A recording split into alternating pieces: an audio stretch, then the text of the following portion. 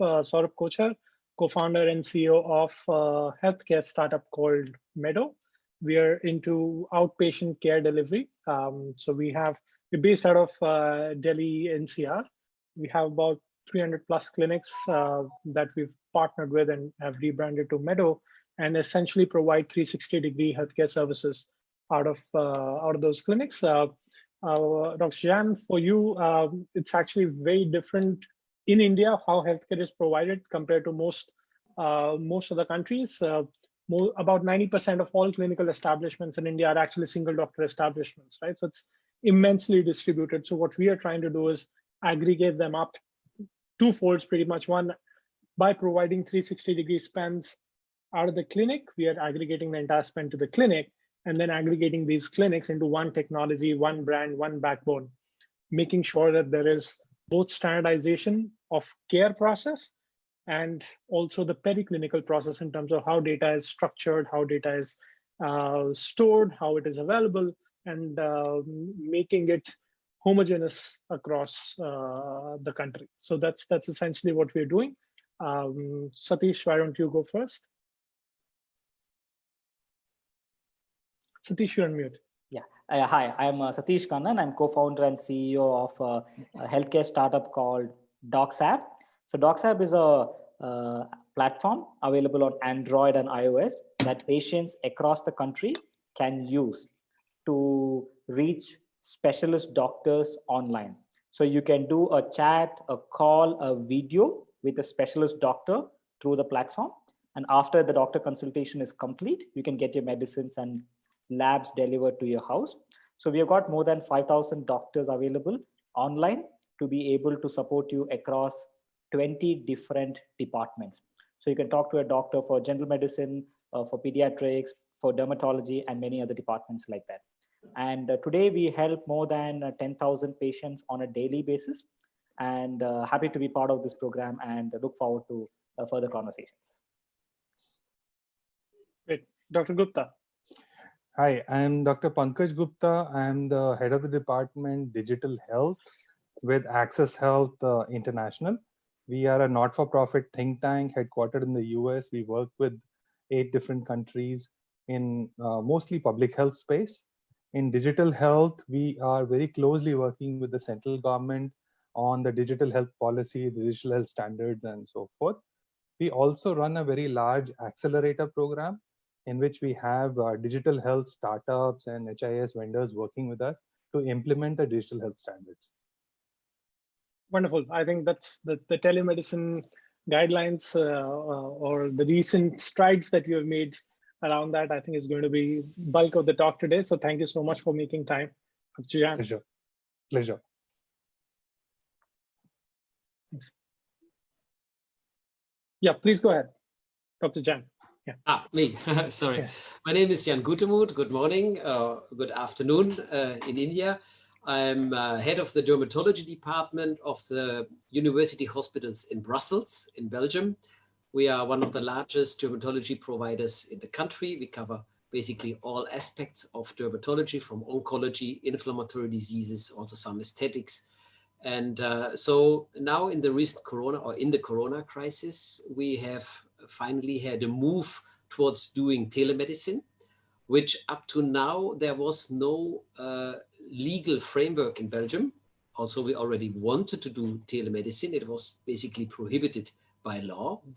But now within the corona crisis, there was a swift action by the government, and now we are able to also do teleconsultations, which is a novelty, and it is at the moment restricted to the crisis. But I'm pretty sure that telemedicine is to stay. I'm a co-founder of BE.21 Health. We do strategy consulting and process consulting for healthcare providers and pharmaceutical companies. Wonderful. In fact, let me just quickly go to Harpreet for his introduction, and then we'll come right back at you and talk about how this entire corona system or the coronavirus has developed systems much further in terms of acceptability of technology. But before that, Harpreet, can you just give a quick introduction? Yes. Good morning, everyone. I'm dialing in from London, the UK, and going to give two perspectives, I guess. One from the NHS's perspective on what's happening across the health system in the UK with regards to telemedicine and the explosive usage. We've seen that both in primary care, but also in secondary care. And then secondly, I'd like to share these experiences with my clinical hats on, because as a doctor in the NHS, it's interesting to see how this has changed some of the practice of medicine from a clinical perspective. And I'm hoping to share both those experiences for you today. I used to be working at NHS England, which is the National Commissioner for Healthcare across England, where my role there was as the Associate Chief Clinical Information Officer, so bringing together the clinical and informatics work that's happening across the NHS. But now I act as a global technology advisor, where I bring best practice across to the NHS, but at the same time help understand and implement some of our technologies in different formats, including digital tools across the National Health Service in England.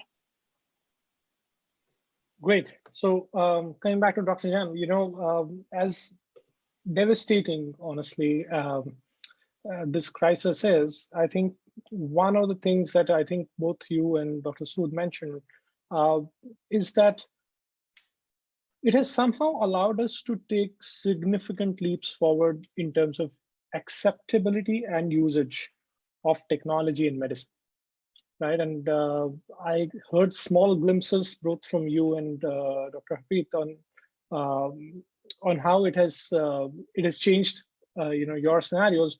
Would love to get more perspective, more color around exactly how things are moving and how much of it is to stay.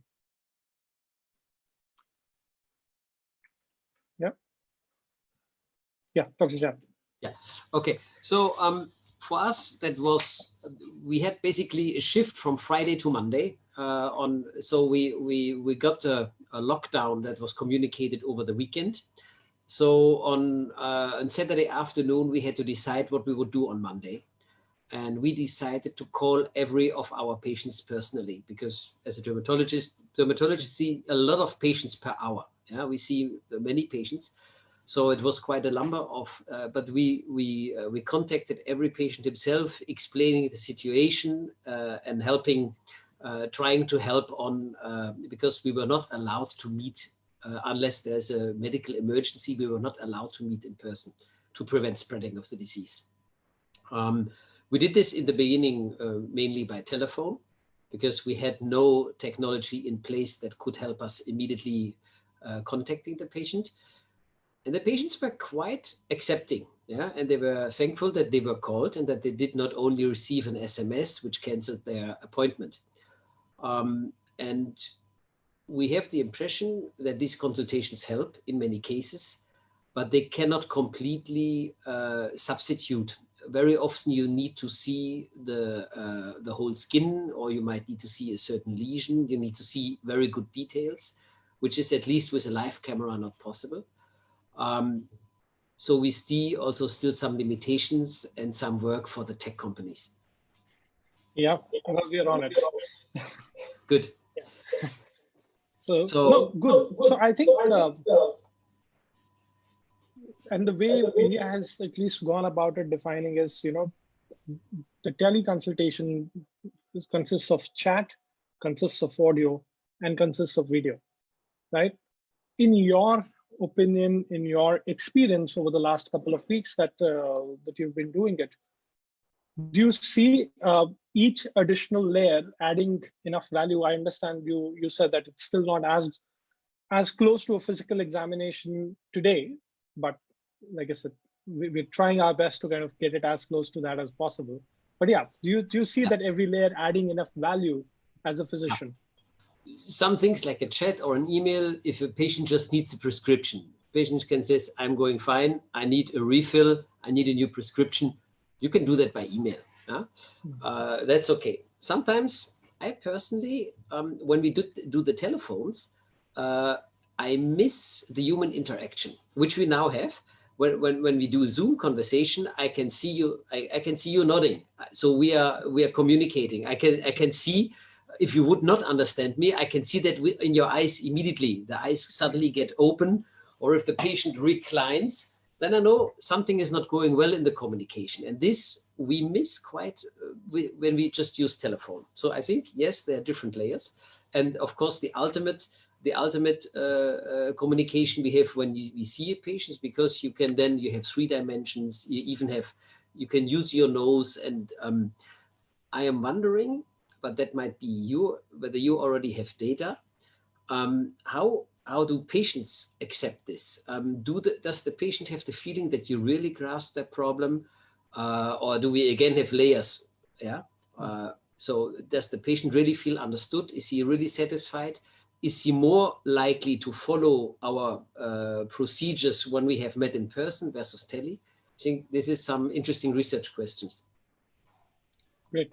Harpreet, how does that corroborate with your experience with NHS? And I think the volumes there would be far more, and I would say a more representative data set across different specialties as well. Mute. Thank you, Saurabh. Yes, absolutely. So let me just give you a context. So if we take primary care in England in the NHS, we're doing approximately 1 million consultations a day across the system. And historically, vast majority of them have been occurring in a face-to-face manner, usually ranging between, prior to COVID, we would have probably in the region of around 5 to 20% of telephone consultations. So the vast majority being done face-to-face. Now, what the change we've seen in the last 3 to 4 weeks is kind of gone from one extreme to another. So from 5 to 20% on average consultations of telephone, very, very, very few video. We've gone to around 95% occurring in telephone or a video format. So that's seen a tremendous shift from one extreme to another. Now, the challenge, what we're seeing with that is that we've bypassed all the tremendous amount of learning that needs to be done in between of really understanding what the use cases are for using remote consultations for our patients. And in the initial phase, there was a lot of excitement because clinicians could work from home, or they could also go out and see, and also for patients that they could be seen in their own home settings. But now we're starting to see kind of a perspective turning around and saying, actually, the care that we can provide, or the delivery of care that we can provide through a remote consultation, it kind of is still limited. Because essentially what we've done is that we've taken one way of delivering care and just done the same thing, but using a different modality. The fundamentals of how we're providing care hasn't changed. And I think that's the deep learning that needs to be done, is to really understand, can we, for example, use e-triage systems better? Can we think about repurposing our staff better? Why are we still relying on a very doctor-centric model when could we be utilizing other staff members to help triage, but also help provide care to different mechanisms? So what I'm saying is that essentially by just digitizing old processes in a different shape and format isn't allowing us to really maximize the utility that we could get from remote consultations or different pathways that we could create on that front. So there needs to be a tremendous amount of work that needs to be done on that. From the patient's perspective, like I said, the early anecdotal evidence that we're seeing is that this has been beneficial, it's convenient, it's accessible, but again, it only helps a very few people. There's still a vast majority of people where that physical interaction of understanding disease, but being present in a consulting room is really helpful, because for them, technology, especially those that may be coming from different socioeconomic backgrounds or may not have access to smartphones or telephone, for them, that still becomes a hugely important issue. So this idea of inequality potentially widening because of using more advanced technology is still needs to be addressed. The third point I wanted to make is that what we're actually seeing, and this is also an observational point, is that the behaviors of our clinicians is changing. So those that might be slightly more experienced, so I say, who are potentially resistant to technology, are actually realizing how easy it is to use technology to do a consultation. The solutions that we have in place, and we've got around 40 different video consultation organizations that are helping us across the NHS. And the vast majority of them, the user experience is very good. So through a few clicks, you can get the video consultation up and running, just like you would with Skype or Zoom or any of these other modalities we would use in our other lives. And in our medical consultation, some of these healthcare telemedicine companies have developed a very sleek usability and user experience. And that really has an impact on behaviors and how we need to, well, we don't need to change the behaviors as much, because a lot of them now have accepted that telemedicine is quite easy to use. So that has sped up the acceleration that in order for these clinical colleagues who might have initially been resistant to using remote consultation, accept that this is actually a potentially good way of providing care. So like Dr. Jan was saying, I think there still needs to be a tremendous amount of evaluation that needs to be done. We need to look at, are we actually improving care? Are we actually improving access? Are we actually providing better outcomes? And these are still very, very early days. But my sense is that we will get to a point where we will have a balance between both online and offline. But again, too early for us to explore that at this point, because at this stage, it's about managing the current crisis that we have and not having the ability to think too far ahead. Secondary care in particular has not got up to speed as much as we would like in the NHS at this point compared to primary care. And I think that's due to the complexities of outpatients, but also a lot of the staff being repurposed to manage COVID. So we're seeing a lot of that. But again, the intentions are there. And then ultimately what this comes down to is that this might all be using, we might be using all these technologies today, but do we have a clear plan of reimbursement and financial incentives? Because that still is very much undecided. So unless we really think about regulation and financial incentives, a lot of these may be good today, but whether they stick in the long run is still an unknown. Great. I think that's a wonderful point. Thank you so much for that.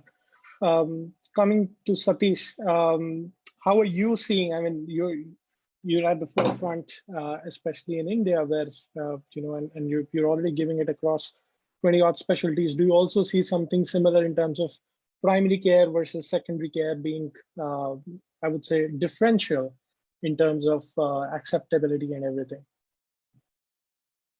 Yeah, absolutely. So maybe I'll give you some points from my point, from our understanding and our learnings. So a couple of them are, one, because in India, there is a fundamental underlying problem called the shortage of access to good quality specialist doctors, right? So we have a fundamental deficit in the number of doctors that we have, and also in the infrastructure that is available. And as a country, we are geographically very, very big. So because of which doctors are concentrated in the top cities and people are across the country, right? So you have like 1 billion people, and top doctors would be in the top, might be 10 cities. So there is a fundamental difference in the way the underlying ecosystem is, because of which also a lot of our technology solutions have adopted both by the doctors and by the patients faster. So one, we are actually continuing to see an uptick. So it is growing. Now I think there is a significant boost because of the challenges that you're facing now. That is one point. Second one is, I absolutely hear both Dr. Jan and Dr. Harpreet. It is true. Most of these systems, I would suggest and argue that all of these are what we call as version 1 systems, right? Because till today, we were actually not depending on them. So most of these systems would not have scaled up to the kind of requirement that we would have when we need to do an offline doctor consultation, when we provide care offline, right? But most of this, if given enough time, just like you've seen with any kind of technology, it can be computers, it can be mobiles, it can be cars, it can be anything. The moment we give it more and more time, and the kind of experiences that you see over, let's say, 12 months to 18 months is significantly very different. So that is what is going to happen now. It is true that today, all of us have, like Dr. Jan was saying, Friday they decided and Monday morning they started doing online, right? So that's like a very, very small time for any systems to be super brilliant enough to be able to take care of all edge cases. So that's my second Dr. Jan point. just saying that's 44 more hours than what we got. So, and possibly for 1 billion people in India, right? yeah. No, but then what's very important to understand is all of these systems actually grow or improve very, very fast, right? And so that's on the second point, and it's very true. The online as a medium is very amenable to primary care. A lot of these departments on psychology, psychiatry, all of this very, very easily. If there has to be a time when somebody has to do, I would say, secondary, tertiary, then obviously, definitely the requirement for a doctor meeting you in person is very, very critical, right? Let's say when you want to talk about cancer, you can't exactly do diagnosis through the platform. But what very, very doable is a second opinion can be provided, and a lot of follow-up consultations can be provided very, very effectively for tertiary care and complicated cases. So that also are some of the guidelines that is getting built as we speak, because at least internally we have done that at DocsApp, but many of us are trying to work out what kind of problems are by nature very amenable. And so it's very, very, let's say, objective from that perspective. And that also helps the clinician as well as the doctors, as well as the patients, right? Take right advice and enable the clinicians also to provide the right advice. So that's a couple of points that I have. And so it's a very unique position that we are in, right? They say challenging times call for great new ideas, right? So which is essentially what is happening now.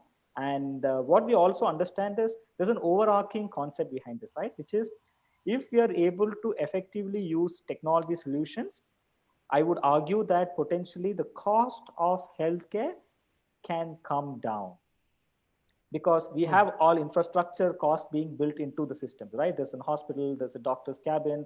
I take my time to drive my car and reach. So a lot of this overarching cost that is involved. So all of this also drives, in a certain sense, efficiency as well as cost in a healthcare point of view. And the last point I want to suggest is when technology solutions are brought in, ability to use triage as well as multiple solutions to enable doctor perform better and faster is very doable. And today might be they're in very, very early stages. Today, example in NHS, there are a lot of nurses, right? And they provide a lot of support.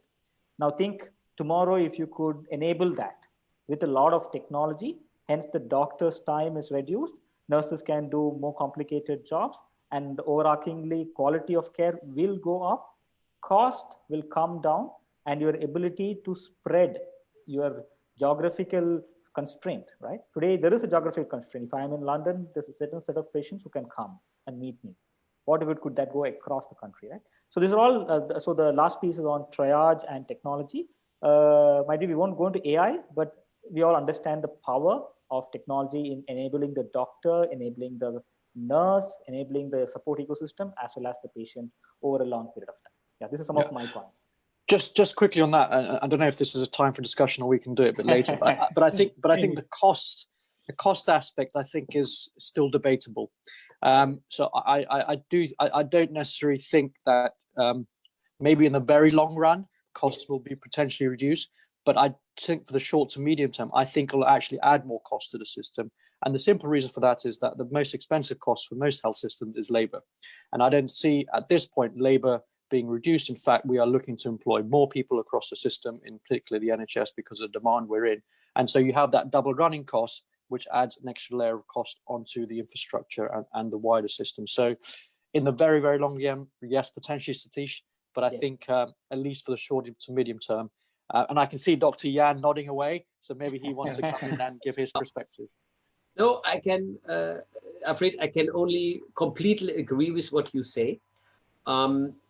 And I also don't really have, what we have seen, our teleconsultations are not necessarily much shorter than a consultation face-to-face, which means that the cost is more or less the same, because the biggest cost is the doctor. Yeah.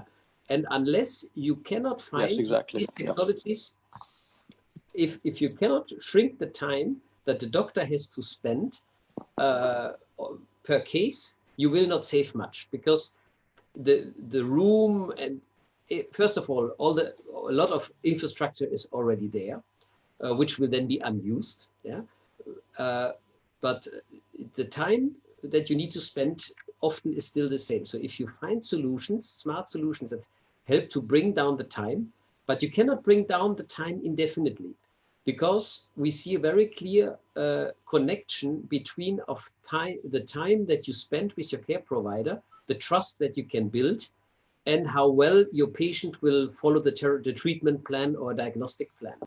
If this time is too short, the patient will go to the next doctor because he was not satisfied, and this will create extra costs. So I think this cost analysis is a separate discussion. First of all, accessibility to care is, I think, very important. Crisis management is very important. Whether this will really be a cost reduction, I'm still in doubt. Yes, agree. Yeah. Maybe we can talk in details later, but I would argue that a lot of these technology solutions actually enables the doctor in getting information faster. And I know it cannot be made to zero. I absolutely understand. But a lot of time that we spend in collecting information, in fact, that happens a lot in the NHS, where a nurse would do a lot of work. So all of that can actually be done potentially by a system and help further in the doctor's consultation by reducing time. I absolutely understand. But I would always argue this is version 1. So yeah, no, of course. But I think, Satish, I think that to your point, I think it also depends on the maturity of the health system. So those health systems that might be more advanced, in particular, let's say the NHS, which in terms of maturity. Yes. But I think those that are emerging and are developing infrastructure now, the cost question on that front could well be, I think, agreed that it may well potentially be cost efficient, especially if you don't have existing infrastructure. And I think more research needs to be done into that, but that's a potential agreement I can have with you. Great. With that agreement, Dr. Gupta, sorry to keep you waiting. Just tell us how we are thinking about it, right? So, given the understanding of, especially in a crisis like this, the role technology can play, I think we've made some significant leaps over the last couple of weeks. In fact, Satish and I have been discussing this offline multitude of times, that the work that could not, or we tried to get done in the last 2-3 years, has been done in the last 2 weeks. And yeah, so sure. And even with that, at least my personal opinion is that the first version of what has come out is tremendous, right? So just walk us through the process. How are we currently thinking about it? How is the government thinking about it, and what needs to be done? Sure, thank you. So, what's happened with this pandemic is that the inadequacies in the healthcare system have been blown out in the open. So everybody now knows that, there are a whole lot of inadequacies. You can't push it under the carpet, and you have to deal with it. Things like, lack of availability of doctors in terms of availability and accessibility in remote areas. And, in the hinterlands of India, the number of doctors available, the number of, healthcare facilities available. So that's one issue. The second one is in terms of exposure of the healthcare professionals to infections. And, the first consult, which is not yet a confirmed patient or a suspected patient so far, can be dealt, with remotely.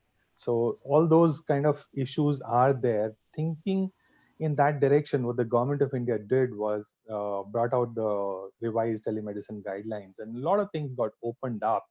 And the revised telemedicine guideline also, paved the way for doing things which were not very clear in the past. As you mentioned that, the adoption was a challenge, and the guidelines, the regulations were not very clear. And also on the bureaucratic side, a lot of time the bureaucracy would say, "Ye karega kya?" It's a great thing, but what's really it going to do? And CXOs on hospitals and in the clinics, so they would say, "What's in it for me?" So why should I sort of bring in telemedicine where I can actually do a physical consult because my clinics are anyway full? So all those things were there.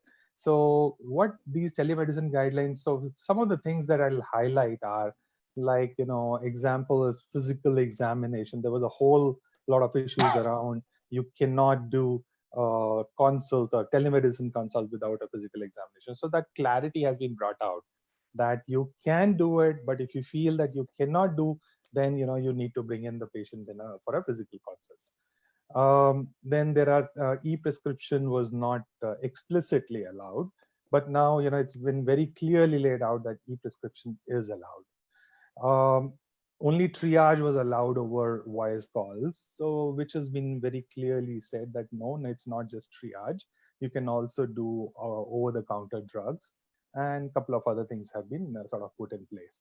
So those clarity has been brought out very well. In addition to that, the guidelines have connected the telemedicine very well to the digital health standards, the digital health policy, and the related guidelines and rules and regulations that were in place for digital health at large. For example, the EHR standard, the National Digital Health Blueprint, and things like those. The IT Act, it allows you to do certain things, and the data protection and the data security. So all those things have been sort of very clearly laid out to enable the pandemic, in the pandemic situation, that the telemedicine can be rolled out into. And what is beginning to now happen is a lot of state governments are coming out with larger plans on telemedicine, because the decks have been cleared and state level programs are going to be launched for telemedicine, and that work is going on that. In addition to that, what I would also want to say is that we have certain specific criteria put in place in as far as the medical record is concerned. So for holding a telemedicine consult, you need to have the medical record. So the responsibility of doing the medical records has been shifted to the medical practitioner. And the medical practitioner needs to maintain the record of the current consult, but also enough data of the past is required to support the diagnosis and the treatment plan that you do for the consult. So that's also been put in place, that that's the responsibility of the medical practitioner to be able to do that. Now, what that means is that if the consult didn't happen with you in the past, or if you're doing a follow-up and you need enough data of the past, then you should make sure that the enough data is coming from the patient's past records. And those records, you need to have enough records to be able to do refills of the medicines that the patient may have been prescribed earlier by another physician, or whatever else. So there's certain regulations that have been clarified in the guidelines, and so that helps in clearing the decks for going and handling a situation like this. Dr. Gupta, in fact, one of the things that everybody has been mentioning is that how much of this is temporary versus made to stick, right? Because a lot of, from our vantage point, right, a lot of these operational keywords like enough data, like have significant confidence, are still quite open. And medicine is a practice where it's a lot about the physician, right? And the interpretation of each of those can be very different. And in absence of a through and through clear-cut guideline and mandate, right? I mean, we have the guidelines, but I'm saying, in absence of absolute clarity on what is and what is not, I would say there's still a lot left to the imagination, right? So do you think there is going to be more effort to clarify around it, or we should make best of what it is? So good question. So I'll try to answer the first part and then come to the second part of your question. First is whether it is temporary. No, it is not temporary. It's been done to sort of help in the current situation, but it is here to stay. So that's the first thing. The second thing is in terms of the clarity on certain things that, like sufficient data is required and things like that. and what is sufficient. So what the guidelines have done is two things. One, it has equated the telemedicine consult to a physical in-office consult. So these two are completely equated now. So all the rules that apply to a physical in-office consult now apply to a telemedicine consult. So for example, deemed consent from a patient. So if a patient walks into a physical clinic, it is considered as deemed consent. Exactly the same thing applies now to telemedicine. If a patient calls in to a doctor, it is treated as deemed consent. So the equation has been done. Now taking that thought forward.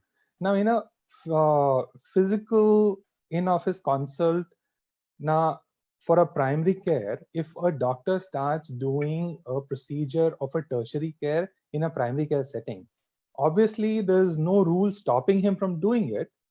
But then there are guidelines which say that you should not be doing it unless it is absolutely essential, and so on and so forth. But it is left to the clinical judgment of the clinician, of the medical practitioner, to decide whether he would want to do something like this, and does the situation warrant to do something that is so anything that he wants to do will depend upon the clinical judgment. Now exact same thing will apply to a telemedicine consult. The liability has been shifted to the medical practitioner. Now the medical practitioner has to decide based on clinical judgment what can be done and what cannot be done over a telemedicine consult. So it's the exact same thing that you will not want to do a certain things in a primary care setting, and you would want to take the patient to a hospital to do a certain procedures. Now the same thing will apply. So you use your clinical judgment in teleconsult that I will go only till this extent, and I need to touch the patient to do beyond this. So it's left to the clinician to decide. Wonderful. Dr. Jan, how do you feel about it being in the practice, and how would you or other, I would say, physicians take this, and how much of that would push you to kind of go more towards telemedicine versus, again, today it's the need of the hour, but what happens 3 weeks down the line as a physician? As a physician, I completely agree with Dr. Gupta. It depends on the situation. We need to make a clinical judgment whether the information that we get via the video is enough. In my field, which is a very visual field, dermatology, most of the time means I need to look at skin, which in most of the cases requires a very good transmission of pictures, either during a live interaction, but even the Zoom video that we have now would not be sufficient for many consultations. And that's our assumption so far. We have looked at different applications, and we always come back to looking at the skin in this live mode is very often not sufficient to really judge the skin. There are other situations when you discuss whether a disease is well controlled, or whether lab results need to be discussed. That's quite well possible via video consultation. For us, we will also need good store and forward systems that patients can take a high quality picture, or a photographer or a nurse or somebody trained in this can give us a high quality picture. And we would love to have clinical information attached. Which are the diseases? What is the medical history of the patients? Which drug is he taking? I think it was Satish who mentioned that already, that there should be information attached so that we can make a meaningful consultation.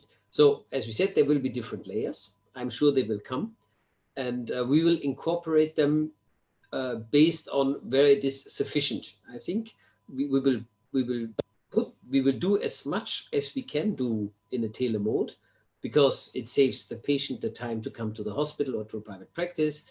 We will have less crowded streets. There will be CO2 reduction. These are all positive aspects. I think it will be around maybe 10% of our work. Yeah. Something from 5 to 10%, I can imagine that we can do in this way. But we will need have a well thought reimbursement system for this, which on the one hand has the right amount of reimbursement, which cannot easily be used for fraud and these kind of aspects. So that's what I await for the future. Yeah. If I can just add to that, if I may, thank you, Dr. Gupta, for your really helpful insights. I guess what some of the things I'm seeing as a clinician, and I think this is partly because it's still early days, is whether we are underdiagnosing and over medicalizing a lot of our consultations, and that's partly because of, you know, and I know that Dr. Gupta mentioned that we may have seen the physical and virtual being equated, and that the clinical judgment part is hugely important. But I think sometimes a clinical judgment is difficult to be done accurately in a virtual remote setting. And that's partly because we don't have an infrastructure in place at the moment for monitoring observations or getting patients to do their blood pressure or pulse oximetry, but partly because we don't have a mechanism in place as, you know, doing the physical examination. So again, the use cases for this will be really, really important. And, you know, historically in the NHS, the reason why, you know, things have evolved around a clinician is because of the efficiency we would get by bringing lots of patients to the doctor's office to get them through in terms of the patient flow and the numbers of patients you could see. Now, if that could be turned around to say that you could see the exact number of patients on a virtual setting, yes, potentially. But the challenge with that is there will be a bit of friction before we get to the point of understanding what the right balance is. And that's still unclear yet, because if we are having to see and triage patients virtually first and then bring them all in to be reviewed and seen, you know, we've added an extra layer of complexity, but we've also added an extra layer of triaging, which is not necessarily more efficient, but it will actually be, again, double running cost, but also adding more cost to the system and not necessarily leading to better outcomes. So these things still need to be, I think, equated in a way of, yes, the modality of physical and virtual, I think, possibly might be equated, but I think there's a deeper thing to understand. The case is coming through and the use cases to be clear on what's working in virtual and what's working more, what's needed more in physical. Dr. Chan, you want to say something? Yes, completely agree. I think we are in similar situations in UK. Or I can completely follow what Dr. Sood said. So I think what is very important is also for us to learn what is the quality of such a consultation. And I think there will be the settings which will be very useful. But what in my personal experience, the better my contact is with a patient during a consultation, the more likely we will find an approach to his disease, and he will follow me through this, or we will do this together. And then you have good medical outcomes. I think just measuring how many contacts you have had is a very good measure. It can give you, yes, we have seen 1,000 patients in a day, but out of these 1,000 patients, how many are getting to an extent better that they would get after a physical contact? It depends on so many things, the audio quality. Are we losing some information, or is the patient understanding us correctly? Will he develop the trust that is necessary to make him take the medication daily, or in dermatology means one cream in the morning, one in the afternoon, and one in the evening? That needs a lot of motivation. And it has an important aspect is whether this the contact that you have is helping the patient to really follow these things. And here I think we need some research. What are the best situations for teleconsultations? Where should we meet in person? Where can we do an email? This has not been figured out very well. Exactly. I think just looking at numbers is not enough. Exactly. Yeah, totally agree. Satish, I think this is squarely in your zone where the discussion is headed. So tell us how we or you as an organization plan to I would say address some of these challenges, because I think my honest belief is that using technology we can definitely overcome all of these issues. You've repeated that it's only version 1 as of now. So tell us what the plans are. Tell us how we better it. Yes, so a couple of points here, right? So the first one that we should always address is the reimbursement angle and the payment scenario. So maybe in India, it's not so much of a challenge because in India, everybody pays out of pocket.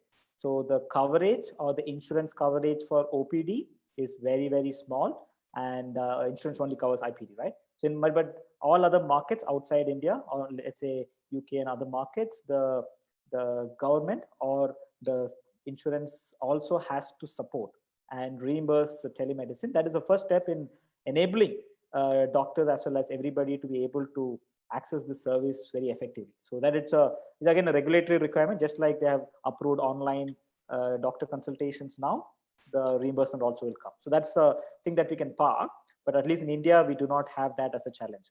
Now, the other questions on, so no, I think all of this actually has a clear solution, and you got it, right? So example, some of the questions on adherence, right? So we actually at DocsApp, after we give out the doctor consultation and the doctor gives you a prescription, we track what is called as adherence.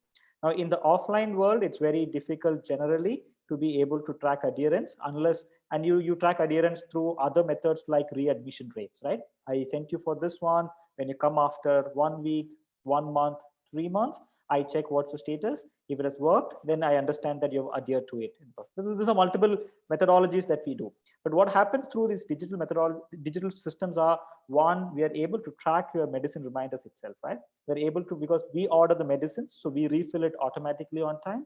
We are able to manage your daily schedule. At morning, you'll get a notification. Afternoon, you'll get a notification. Evening, you get a notification. In all of these, there is also what we call as yes, no. And second, I'll tell you just quickly, we call it health loop, right? And then let's say we know that a person has come with a specific problem. Over 7 days, these are the symptoms that he will still exhibit, but these will go away. Over 1 month, this is what will actually exhibit, and this will go away, right? Let's say I come with a skin lesion, I have a pimple, I have a acne. I know that it cannot go away in a day, but I know that in 7 days, might be the itching will go away, but the marks would be there. In 30 days to 45 days, this would change, right? So these are all what we call as health loop, which actually helps in better adherence. Okay, I would argue it's better adherence. It's true. We will actually prove it with numbers also, but we are already seeing that. This gives you better adherence and better management of care, and also enables them to immediately reach out to you in case it is not going as per plan. Now, also in India, there is another challenge. Whenever I go to a doctor, in case I was very unhappy with the doctor, or I feel that the treatment is not working, my first thinking is, oh, the doctor is not good. It might be because the treatment itself takes that much amount of time, right? It cannot be that everything is a magic wand. I can't just show it to you and then it goes away, right? So in all of these scenarios, the doctor is able to actually get real-time feedback. So whenever, in simple terms, I ask them after 7 days, hey, you came with cold and cough, did you get better? And if he says yes, the doctor is not informed. When he says no, I still am not out of this, I still have these 2 symptoms, it actually can come back as a loop to the doctor. So this is just to add to what are all the things that we have done. And all of these are, I would say, because might be at least in the telemedicine and online, might be will be slightly ahead because it was a necessity and we had to do it for 5 years now. And so it is sort of having us the benefit of time and benefit of time to think about all of this. So this is essentially one example.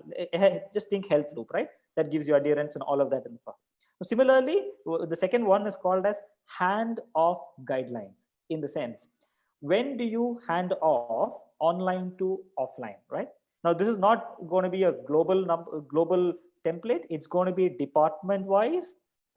We can even call it as symptom disease diagnosis-wise handoff guidelines. Now, a lot of these guidelines have been built. I think we all follow pretty much NHS guidelines for many of the healthcare-related diagnoses. So similarly, handoff guidelines is, okay, we have built one at our level, but it can be built over time, which means we know clearly that at this point of time, you should hand off.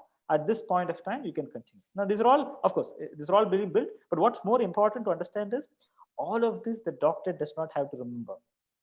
Earlier, what used to happen is it is all in the mind of the doctor, right? In a certain sense. That is why experience and great efforts are put by the doctor to be able to be updated, right?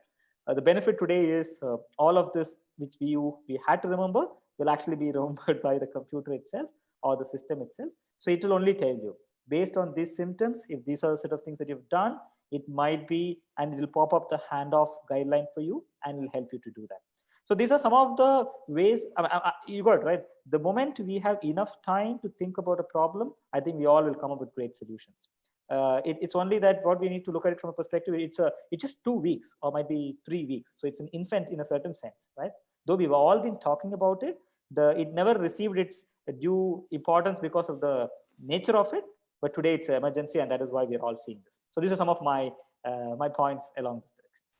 All right, Dr. Gupta, I think there's 2 points that I want to specifically pick from what Satish said and get your thoughts. One is around this entire, outpatient care not being covered, whether through insurance or by government, in India. And what can we do? Because I think that leads to a lot of adverse behaviors, both on the clinician side and on the patient side. In fact, I would stick my neck out and say that practically the entire health systems in India are actually geared to push people into the hospitals rather than keeping them out of it, right? So how do we kind of move ahead on that as one big piece? And second is around long-term longitudinal medical data on a patient, right? So I think one of the things that NHS has done wonderfully well is to kind of have that continuity, and thereby, even in a teleconsult scenario, you don't walk in cold. You walk in with tons of information, and thereby making the right medical decisions becomes far easier for the treating physicians, right? That's not the case in India. So how do you kind of mix them together and move forward as health systems? Sure. Thanks, Saurabh. Actually, let me try to sort of bring my perspective on the first one. The answer is not a very clear answer, though, but I'll talk about what's coming, because clearly right now the outpatient is not covered, but the thinking is going in that direction very clearly. With the Ayushman Bharat coming, there are 2 things that have been done. One is the health and wellness centers that have been established as part of the Ayushman Bharat. Now, the plan is to cover the outpatient, although right now it is for the economically weaker sections, and the 40% of India's population that doesn't have access to a whole lot of things. So it's serving them. But then the next step is going to be to cover the missing middle. There's a lot of discussion going on about the middle class, which is the missing middle as it's being called. So there will be coverage, there will be plans that will be put out for the missing middle, and that will include the outpatient coverage. So a lot of thinking is going on in that direction. I cannot reveal exactly what's going on, but just as indicators that we are working in that direction, and things will be rolled out. As of now, to cover the COVID situation, government has very clearly said that people who are covered under Ayushman Bharat and IRDA schemes, so any expenses on COVID are completely covered. So it could be labs, it could be quarantine or whatever other things that go around it. They are covered by health insurance. So that's all decision already been taken. In implementation, because things are evolving so fast, you may find some gaps, but the decision at the policy level is very clear that everything around COVID is covered. To address the second piece in terms of the longitudinal record. Now, telemedicine also, guidelines connect back into the work that has been done by Government of India in the last year or 2. So the National Digital Health Blueprint came out in the November 2019.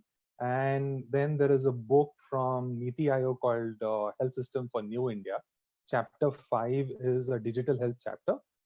For the longitudinal medical record, there is something called e-objects that have been published in that. I am a co-author of the chapter 5. And in that e-objects, what we are working on is to build an interoperability across different systems. In India, what has happened is, everyone has developed systems at their own technology, in their own formats. The data is not interoperable. When you want to bring the data out, they don't talk to each other.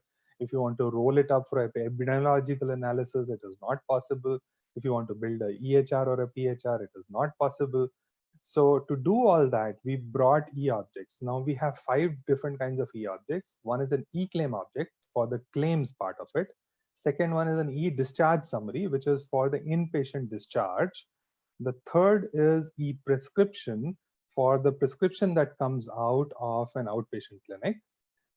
Fourth is an e-encounter, which carries not only the prescription, but also the other details from the physician in outpatient setting. And the fifth one is e-referral, in terms of when you refer a patient to another facility. Now these are interoperable objects that have been created that can be a layer on top of your existing system, and they're built in having the standards, which are the EHR standards and the metadata standards are built into these. These are FHIR objects. FHIR is a standard from the US for interoperability. And the technology that is being recommended is use JSON, because now you are having systems which are mobile first. Yeah. So for mobile first, use JSON. Although you can do it in any technology, but the recommended technology is JSON. And all the work has been published. Very soon it's going to come out. The details are going to come out in the open source. And in our accelerator, 22 digital startups are already working on it. So, wonderful. Those are the kind of things that, government is doing. Government is trying to do it on an accelerated pace, but, it does take a little while. No, I think that's a wonderful step. But would it be a mandate for even the offline people, offline consultations to kind of be on the same e-prescription or, e-discharge platform? Because if that is not covered, and I'm using numbers from Dr. Yan, that he doesn't think that more than 10% of the total load would move to teleconsultations, right? So, and even in India, we are just getting started with teleconsultations. It will be naive of us to see that, or even believe that 80-90% of the things would move to e-consultation over the next 5 years. It will slowly, but it will take its time. So. Yeah. For that ensuing period, how do we manage that, right? And what are the learnings from Dr. Sood that we can kind of bring in at this point and see how we can make it better? Yeah. So for one of sorry. Sure. I'll just try to add a little bit on that. So for the not just telemedicine, but also the physical consult, the physical inpatient episodes, these e-objects are being implemented. It's not being made mandatory, but the levers are there. For example, the epidemiological lever is there right now because of COVID, that you need the data to be coming out. It's a reportable disease. You need to send the data in a standard format. So this is the standard format.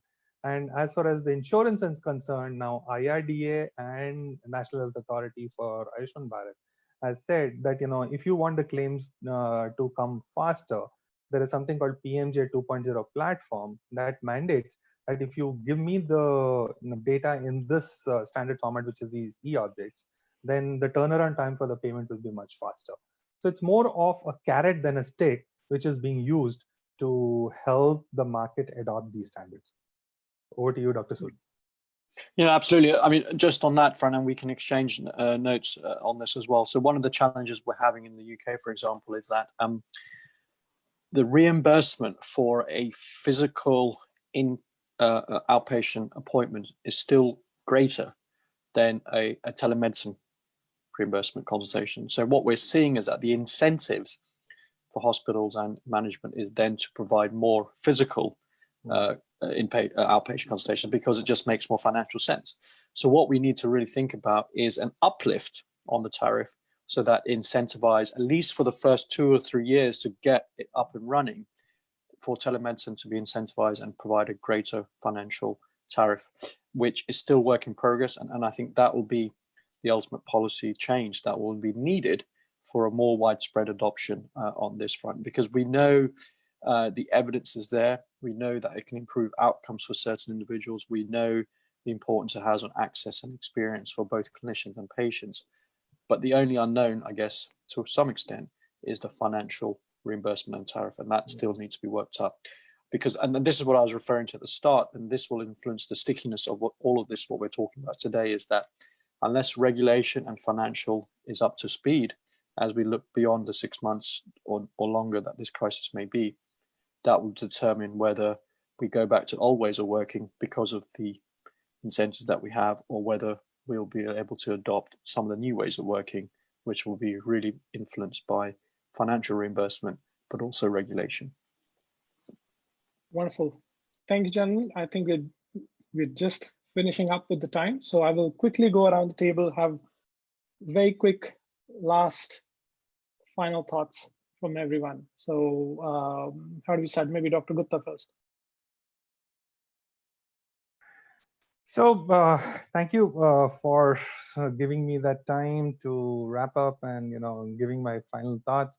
So I think the point is that here is a wonderful opportunity because government has put together the set of standards, and here is an opportunity to use it. So I think we should work on not only doing the best as far as the telemedicine is concerned, but also do the longitudinal medical record, as you mentioned very clearly, that without which, the two have to tango together. If they don't, then we do not get the best out of both. Exactly. Great. Dr. Sood. So look, I think this is a very exciting time. I think, even in the space of the last 3 or 4 weeks, we've learned a tremendous amount. And the fact that we're having a conversation today is a testament to that.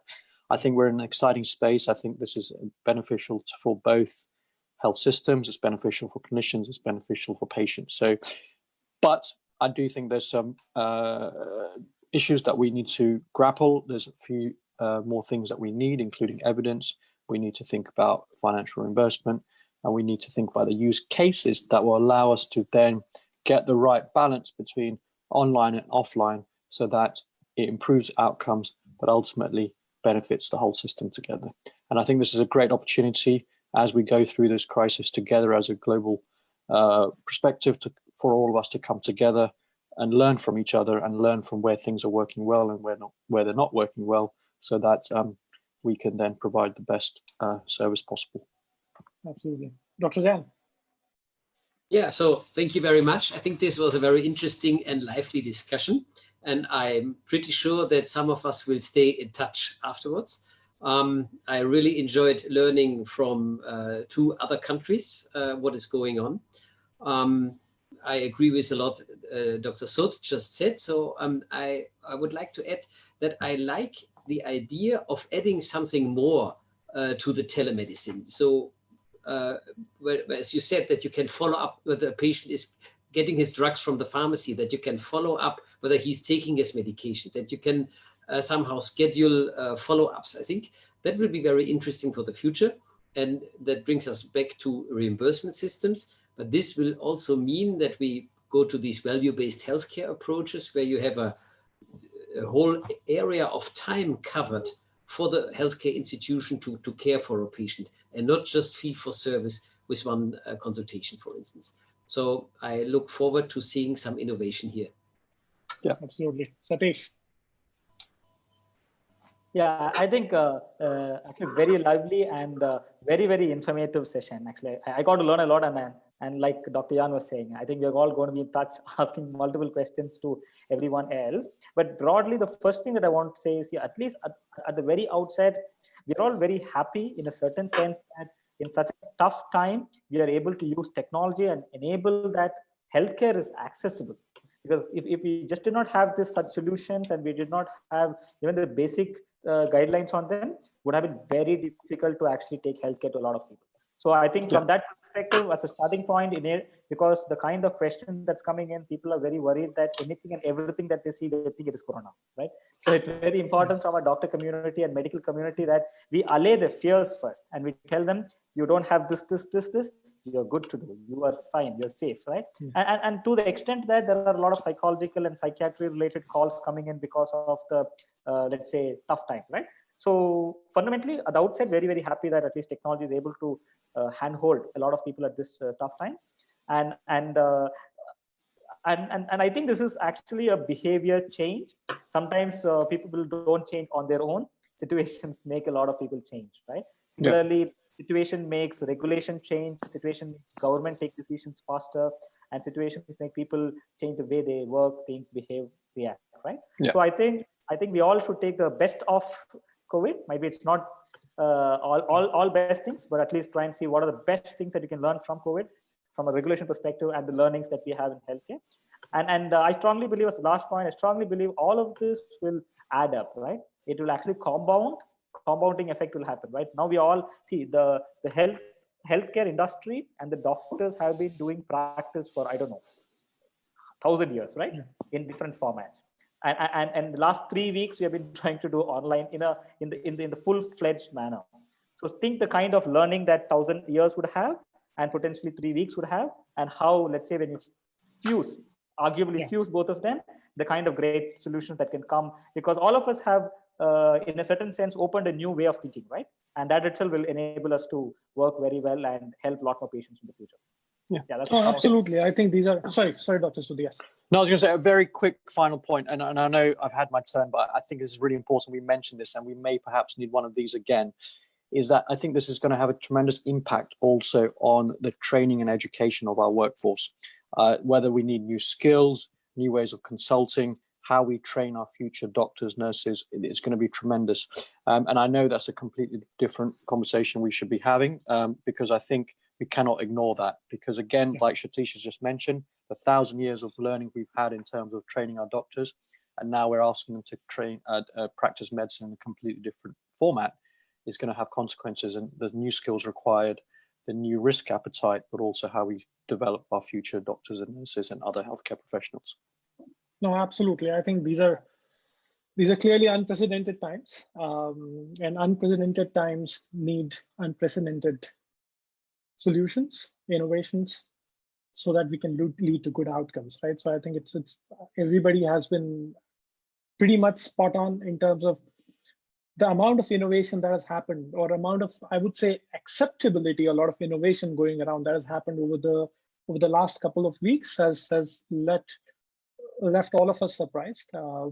But I think while we feel happy about being able to contribute and being able to deliver healthcare in some shape or form, I think a lot of points that were brought out today, especially around whether it's training and skilling, whether it's around financial outcomes and reimbursements, whether it's around long-term health data, whether it's around being able to provide the right diagnosis and quality of these consultations, or even thinking about, or maybe having a deeper thinking about how does the offline and the online merge together. I think that is one point we couldn't talk about much in detail, but I think is also very, very important, because at some point we need to figure out, we've been doing dominantly offline and we have suddenly moved to dominantly online, right? So I think the next couple of months, maybe years, are going to be definitely quite defining in terms of how healthcare takes those leaps forward and coming back, and thereby what does it mean for technology and health to work hand in hand. So exciting times. I know not the best of the situations to be saying that, but I think from a learning, from as a professional who's indulged in healthcare, I think I see a lot of promise. Thank you all of you gentlemen for making the time and illuminating us across borders, across disciplines, and that's what technology does to you. Thank you so much. Thank you. Thanks a lot. Thank you. Thank you very much. Bye-bye. Yes. Thank you. Bye-bye. Thank you. Thank you. Bye-bye.